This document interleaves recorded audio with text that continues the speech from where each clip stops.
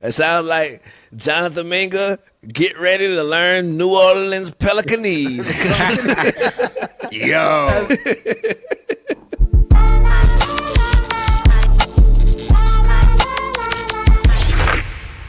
What's up, my brothers? How y'all feeling, man? Great, Juju. Great. Happy to be here. Hell yeah, man. I always like to start this out giving out flowers, little rose petals here and there. Amin, my brother, where would I be in this industry without you, bro? You always show love to me. Walk me through the ropes, show me the ropes, and like introduce me to friends of yours that I couldn't believe I have relationships with now. So, brother, I want to thank you in front of the world for always being there to support me, and salute to you always, sir. I introduced him to Brad Williams. A relationship I would cherish forever. And Israel, brother, like, you always hit me up in times where I'm doubting myself, or it's like you have a radar. You dig? Like, you'll give me a call and pick me right up out of that slum I'm in. Like, I'll be sitting here doubting myself like, dang, man, I'm not good enough, or I'm not this, or people don't like me, or whatever the case is. And here come my dog Izzy, just hit me up just with a check-in call. And let that be a message out there too, like, check on your friends, dog, because sometimes that check-in be all they need to get their life right back on the track, bro. So, Izzy, thank you always for the call and check-ins. They mean more to me than you know. You feel me? My pleasure, man. I know I've been in your spot. I'm always in your spot, so I know what it's helpful to just talk about it. Hell yeah, brother. But we got a lot of basketball to talk about, man. These playoffs are running rampant right now. Jason Tatum, Achilles pop. Oh, the pop heard around the world and straight through my damn heart as a Celtics fan. What do y'all think the future now looks like in Boston? Not even just this playoff series, but moving forward to next year. Well, I mean, I think the big thing, Juju, is already there were question marks, right? We were already, before the Celtics went down 3-1 in a series, now 3-2. Now, with a Jason Tatum ruptured Achilles, that changes everything, because it's like, all right, we're definitely not going to be probably championship contention worthy next year. I know they're going to give it their best this year, but the reality is the East has gotten better over time. And losing an MVP caliber player like Jason Tatum, you just can't just recover from that. And you're paying the highest payroll in the league. So I think they're going to have to make some hard decisions. And then, like I said, hard decisions that were already on the way, but kind of accelerated by this injury.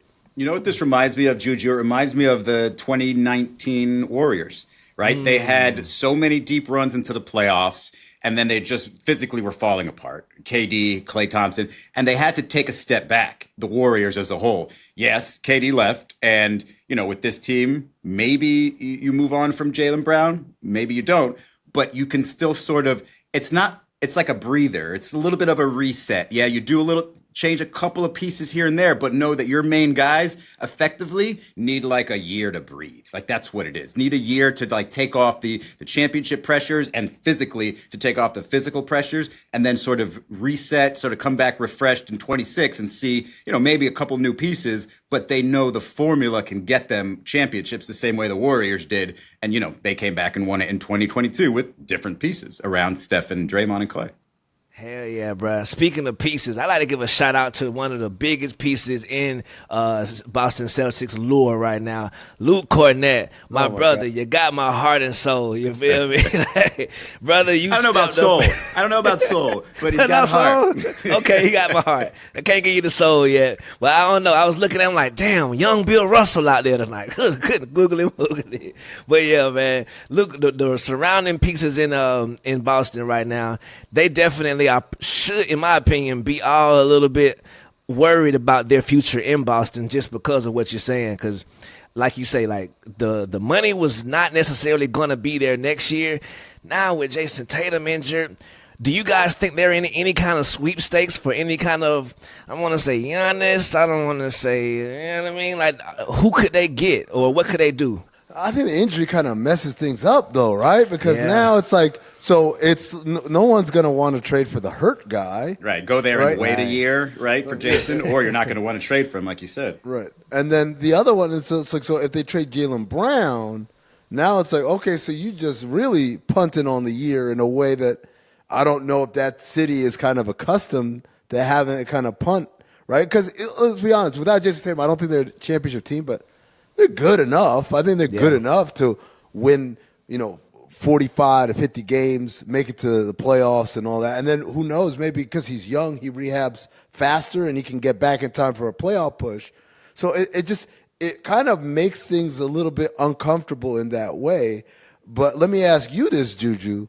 Had he not gotten hurt, let's just assume they would have lost to the Knicks in this round, even if he was healthy.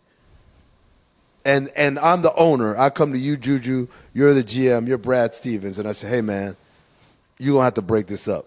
I don't care which one you send out. One of them got to go. Who do you send out? I'm unfortunately sending out my brother JB. You dig? It's according to the piece I'm getting back. If I'm getting back a Giannis caliber or someone of that caliber, JB, my brother's been real. I think it's time for you to shine somewhere else. But if I'm getting just, I don't know, whoever out there, just someone to compliment Jason Tatum, I don't know if I would do it. I would like to run it back with this squad, probably minus Kristaps Porzingis. I think he's out of here regardless. Really? You don't think that his uniqueness is enough to want them to keep him to stay and maybe, let him stay? Maybe he plays, 70 games next year? Maybe it's a bit where, like, with this mysterious illness that he's going through, I think he had, 1 point in the last game versus the Knicks in the playoffs. I think he's been hurt more than he's been available. And you know what the biggest ability is in the NBA. Breathing. So it's like... Because if he can't do that, he can't play. Right. You can get something for him. I think you should shop him at least. Golden State Warriors tried to rebuild it this year with quote-unquote playoff Jimmy. I have never seen a regression quite as regressible as quote-unquote playoff Jimmy. I think how many shots he took? 11 shots? 11 in the last one. Like, what is that? Can y'all explain that? Do y'all not have any idea what that was?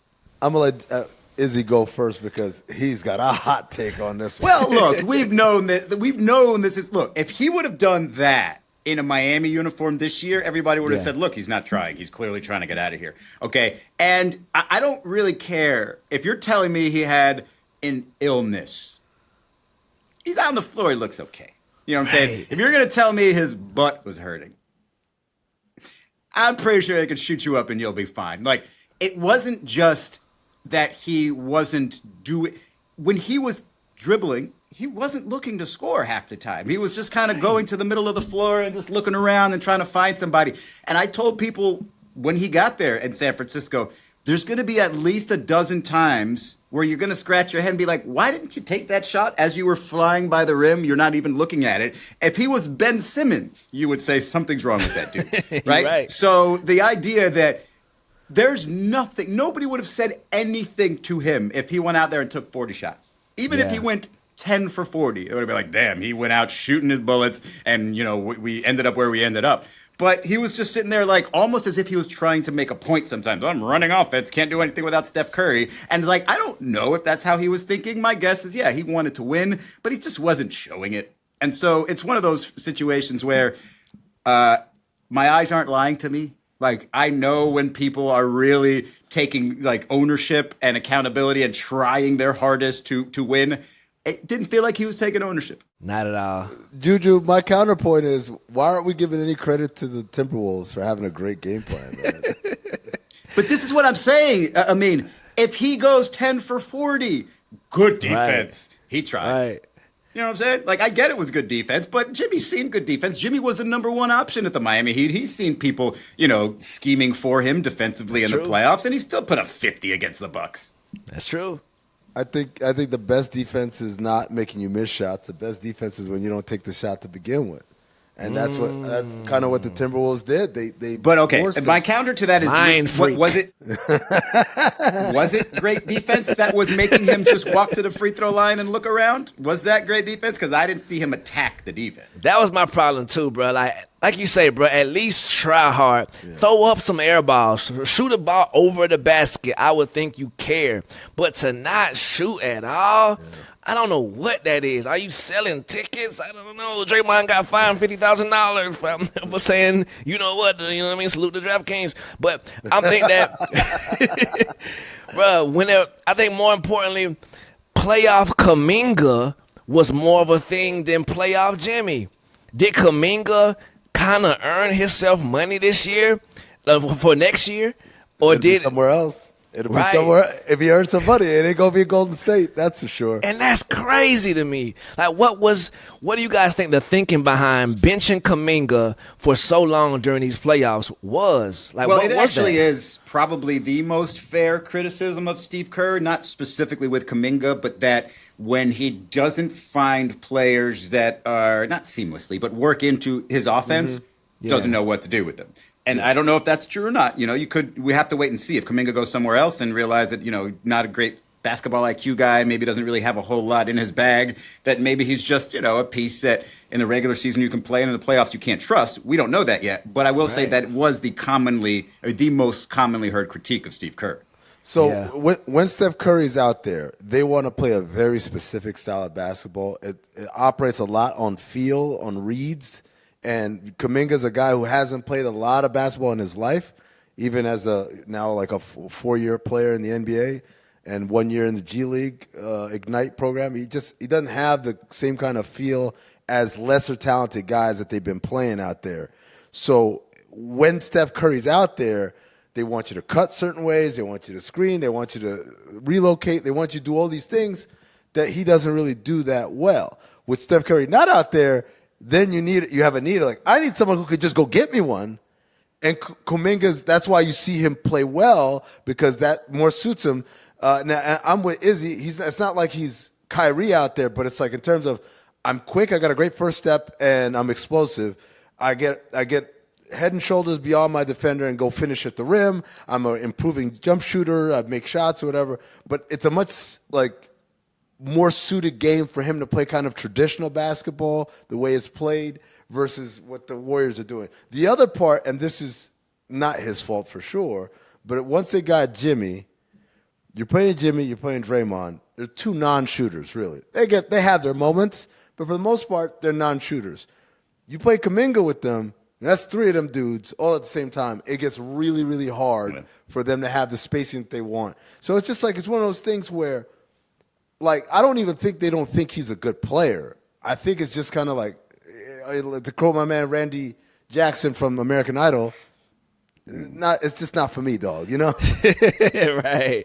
It sounds like Jonathan Minga, get ready to learn New Orleans Pelicanese. Yo, I know John Halliburton is somewhere waving his flag right now, victory lapping around Applebee's, Chili's, or wherever he's allowed on the premises these days. Are the Pacers a real contender for the NBA championship this year? What I think what people don't see with the Pacers is defensively. Oh. They can be really good. They play so fast, and Tyrese Halliburton out there, probably the weakest defender of the group. But with Miles Turner in the middle, Andrew Nembhard playing, Pascal Siakam, they have a very strong defense that if you don't keep up with them and they start going on a little streak, all of a sudden it's a 15-point, 20-point game. They have a little bit of that old Phoenix Suns team in them where you look up in the first quarter, it could be 45-20. And you just don't know what happened. Right. Halliburton, I don't know how many people appreciate how much control he has over the game. A lot of times they look at what's his scoring numbers, what's his shooting numbers. Dude, he's controlling the game in terms of setting up almost like the pieces on a chessboard. Call it, even when they get the ball out of his hands, if you see when teams double Halliburton early to get the ball out of his hands, watch him. He starts pointing where the ball should be, so that I'm going to get it back over here. There's only a handful of guys that in the league that I see do that consistently. Draymond's another one where he'll start pointing to people, pass it to him, and then he's going to give it to over there. So he's still kind of controlling, even though he doesn't have the ball in his hands. The thing about the Pacers, though, that I guess I hadn't given them as much credit for. I thought last year, you did a great job defensively, but then I was like, well, maybe they just locked in for a couple of months. They're really good defensively, man. They got a lot of dogs on the defensive end. And I think that's what gives them an opportunity to win these games. Yes, they push the pace. Yes, they can score. But, like, the way they're guarding Nembhard, Ben Shepherd, Aaron Nesmith, Benedict Mathurin, Miles Turner, like, these guys are all dogs defensively. And Shout out that's to what Nesmith. really, Right, yeah. Nesmith, underrated defender. Juju, you could just the one that got away got from away. Boston. Hey, oh my goodness! Imagine us with him. We're all about vibes here. I did want to talk about Miles Turner because a few years ago, like, he was so frustrated, man. The Pacers were just absolutely, like, middle of the pack to bad. His people were talking to anybody, saying, on the block hey, every single day, like Marlo on the wire. Right, slinging them things. And it's just like he's asking, like, his people are just like wondering why is he so underrated? Can we get him somewhere else? Maybe get him some attention. And I'm just like, that's a great question. I don't know the answer to that. I'm not a GM. And then now he's getting his due, right? He's not only is he playing well and they're winning, but you realize, man, this dude is long, can move, can shoot, can block shots. It's a great modern day big. Whereas before, you didn't really know what to do or say with Miles Turner. So shout out to Miles for sticking in there and getting his due eventually. Right. Every time I see Miles Turner attempt the three, I'm like, oh, that's water. That's butter. I rarely see him miss a three, no matter how ridiculous it is. So, yeah, bro, salute to Miles Turner, man. And like you say, Nesmith, underrated defender. You can put him on Donovan Mitchell. You can put him on, I think, moving forward, Jalen Brunson, and just set it and forget it. Like, he's going to do a great enough job to where he's going to make your number one option have to struggle, man. Is that Flex Seal? Set it and forget it? Or is that different? I think it's Flex Seal. On the boat. Right. Salute to Sham Wow. But yeah, speaking of wows, the Oklahoma City Thunder versus right now the Nuggets. They're in a gridlock. What do you think are the Oklahoma City Thunder's chances, not only versus the Nuggets, but versus the field? Like, in my opinion, they are the ones that people have to prepare against. Juju, since January, I've been saying it, and we're going to sit here, people are going to sit here and try and figure out reasons why they won't win. Yeah. People are searching for reasons why they won't win instead of accepting. Man, they're just the best team in the league, top to bottom. They're deep. They defend. Everybody defends. Who's the guy on that team? Even like some of these other teams that we say, oh, they're really good defensively. There's always a guy where like, him though, not him. Yeah, yeah. You can't say that about anyone on Oklahoma City. They're all great defensively. Isaiah Joe, maybe. I don't know. No, I'm with you. I'm 100% with you. And I think this is a perfect second round series for them this season, assuming they can get past it, is because, same round, they got knocked out last year, doing it against the only one left, right? Because Jason Tatum being out, you can't really go heart of a champion when they're missing their best player. So really the heart of a champion team in the Denver Nuggets. And this was an interesting part about that last game, Game 5, which I still think this series can go 7. But it was a point there in the fourth quarter where it felt like, all right, if this keeps going this way, Oklahoma City's going to have a lot of explaining to do. Like, maybe Shai's overrated. Maybe the supporting cast is overrated, because neither one of them were overwhelming in any sort of way, in a way that you say for certain, hey, in the playoffs against the best of teams, this is how we're going to win.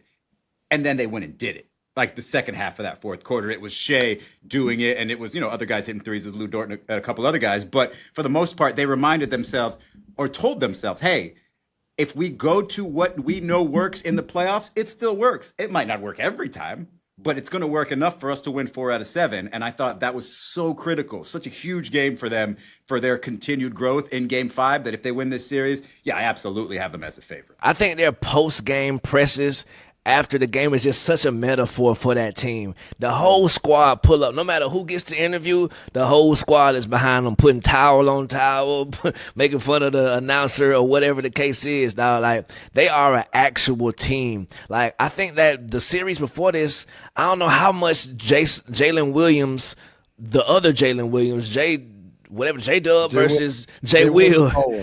Right. I don't know how much playing time he got in the other series, but this series, he's one of the perfect defenders against the Joker, who you can say, all right, go out and use your fouls. You feel me? Like, what do you think about the team? I mean, like I think they are like the perfect team.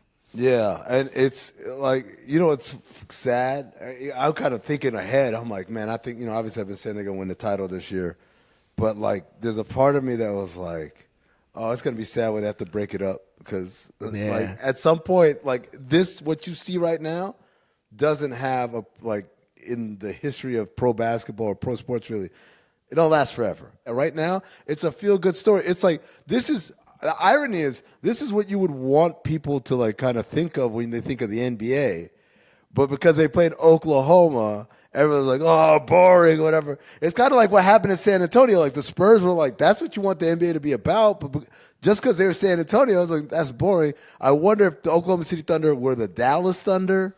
If they were the Chicago Thunder, like would we think of them in a different way? Would we be more excited about them? I think, look, if you switch teams, Shai Gilgeous-Alexander and Anthony Edwards, Oklahoma City Thunder would be the most popular team in the world. I think it's just a matter of playing style. And it's nothing against Shai. Like, it's you don't like Shai. If you're he's a hooper, man. Like, he knows, like, I admire him. It's just not like I'm not going to sit down and just watch his game over You sat and down over and you called him a foul merchant on the record. Yo, jump sideways. You're jumping sideways, man. You're a foul merchant. Like, those are two. They're not mutually exclusive. You can have all the skill and the ability in the world and still be a foul merchant. Like, I can respect your ability and still say, hey, stop doing that. Coming this fall, Shai Gilgeous-Alexander is the foul merchant. And be careful, Jalen Brunson, because you're going to join the list. Be careful. Jalen Brunson. Right. We done gave everybody love these segments, but we haven't put enough respect on the Timberwolves' efforts, like you said earlier. Like the Timberwolves, they did the job. They can only beat who they face. Do you think the Minnesota Timberwolves have a legitimate shot this year, moving past the Western Conference Finals and actually winning the finals? I mean, when you have a player like Anthony Edwards, they have two things. One, they like the Thunder, although not to the same level. They got an elite defense. You start there, it gives you a chance. Then you say, do we have an elite offensive player? Like the type of player who could take over a game, not once or twice, but like every game in the series, and could put his foot on their neck when it's time Julius to do that. Randle. Which is what, or again, it's Anthony Edwards, right? But also, Julius Randle, who I said on Oddball today, I had to fill out the apology for him. I didn't think you could win. I didn't think he would execute. I didn't think he could stay within himself long enough. They traded a cat for a dog. Right. Oh, I like that. Bro, the rare trade that has so far worked out for both sides. And this part is going to blow. This part's going to make Amin crazy. But if the NBA Finals are that AT&T commercial, DiVincenzo versus the Villanova boys in New York, holy cow, that's going to be crazy. Oh, man, I didn't even think about that. What do you see in a potential Wolves versus Knicks finals? What would that look like? I see an edit where the Wolves win and they're tossing him the Larry O'Brien trophy. And he's like, yeah, thanks, guys. Look, that's one of the I would say the league definitely wants the New York Knicks in any capacity to get to the finals because every other combination, you're just like, we don't like small towns, apparently. But yeah, this is what I love about the NBA right now is like growing up, and I say growing up, I mean all the way up until I was about 38, roughly. It was very predictable. Like you could probably pick 4 or 5 teams and say for certain that's going to be the final. 4 of those 5 teams are going to be in the final 4. Now you don't even know who the champion is going to be, and I love that. And I love to be able to dissect what that champion did to become that because they separated themselves somehow. It wasn't just talent. Like I mentioned the 2022 Warriors again. That's a team. They were not the most talented team that year. They knew how to win. They were healthy when it mattered. And so if you start combining those formulas every single year, it's just like, hey, the playoffs are just going to be, you don't really know. And that's what I love about it. If the Knicks and the Wolves make it to the final, the person who should be walking around telling everybody to kiss their ass is Jay Wright. Oh, like, yeah, I did this. I run your league, basically. No, man, like I think, it's probably at this point, assuming that the Thunder get past Denver, it's the most profitable combination you can get. Minnesota being the closest thing to a big market in the West, and then the Knicks not only being a big market, but also being a market where a team where you have a bunch of people that love them and then a bunch of people who can't stand the people who love them. And that's real key. It's the reason why dynasties are so important to the business of sports, because they usually have a lot of bandwagon fans and a lot of people who just hate them for being successful. Well, the Knicks don't have bandwagon fans. They have Knicks fans, who are a lot of, and those people are annoying enough for you to can't stand them, even without them winning. So it gives you kind of like a dynasty feel without any of the dynasty pricing. If the Knicks beat the Celtics, I got 3 words for you. Go New York, go New York, go. You dig it? Because that's who I would love to see. Like, no matter what the basketball is, them being involved, it's just more fun to watch on TV. You dig? But what about the Mr. Overrated, the most overrated guy? Get him out of here. Salute to his dad. I hope you're having fun watching this shit at Chili's. But yeah, bro, thank y'all so much for pulling up on the alley-oop, man. Thank y'all so much for joining me, man. But yeah, bro, check out my dogs on Oddball every single week, every single day you can. You feel me? Thank y'all so much. And again, like I say, Amin, you mean so much to me. I love you, brother. Same to you, Izzy. Thank you so much. I love you, brother. And catch us on the same channel, the same bat time next week. You diggers.